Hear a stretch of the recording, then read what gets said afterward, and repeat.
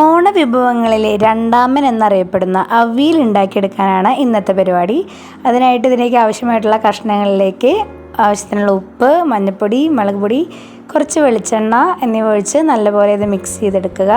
ഇനി ഇതിലേക്ക് കുറച്ച് വെള്ളമൊഴിച്ച് കഷ്ണങ്ങൾ വേവിക്കാൻ വെക്കുക. ഇതേ സമയം ഇതിലേക്ക് ചേർക്കാനുള്ള അരപ്പിന് വേണ്ടിയിട്ട് നാളികേരം, ചുവന്നുള്ളി, പച്ചമുളക്, നല്ല ജീരകം എന്നിവ ജസ്റ്റ് ഒന്ന് അരച്ചെടുത്തതിന് ശേഷം നമ്മുടെ വേവിച്ച് വെച്ചിട്ടുള്ള ഈ കഷ്ണങ്ങളുടെ മിക്സിലേക്ക് ഇത് ഇട്ട് കൊടുത്ത് നല്ലപോലെ ഇത് മിക്സ് ചെയ്തെടുക്കുക.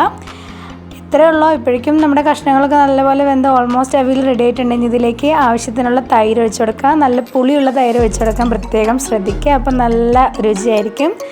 ഇനി ഓൾമോസ്റ്റ് കഴിഞ്ഞോട്ട് പരിപാടി. ഇനി ഇത് ജസ്റ്റ് ഇതിലേക്ക് കുറച്ച് വെളിച്ചെണ്ണ, പച്ച വെളിച്ചെണ്ണ, അതുപോലെ കുറച്ച് വേപ്പിൻ്റെ ഇലയും കൂടി ഇട്ട് കഴിഞ്ഞാൽ നമ്മുടെ സ്വാദിഷ്ടമായിട്ടുള്ള അവിയൽ റെഡി ആയിട്ടുണ്ട്. അപ്പോൾ എല്ലാവരും ഒന്ന് ട്രൈ ചെയ്ത് നോക്കൂ. വളരെ സിമ്പിളല്ലേ, എല്ലാവർക്കും പെട്ടെന്ന് ഉണ്ടാക്കിയെടുക്കാവുന്ന ഒരു കൂട്ടാൻ തന്നെയാണ്. എനിക്ക് ഒരുപാട് ഇഷ്ടമാണ് അവിയൽ. അതുകൂടി ഞാൻ ചോറുണ്ടു. പിന്നെ പയറുപ്പേരി ഞാൻ ഉണ്ടാക്കിയിട്ടുണ്ട്. അപ്പോൾ പയറുപ്പേരി ഉണ്ടാക്കുന്ന ഡീറ്റെയിൽ വീഡിയോ ഞാൻ ഇടുന്നതായിരിക്കും. ഈ വീഡിയോ ഇഷ്ടപ്പെട്ടാൽ ലൈക്ക് ചെയ്യുക, ഷെയർ ചെയ്യുക, സബ്സ്ക്രൈബ് ചെയ്യുക.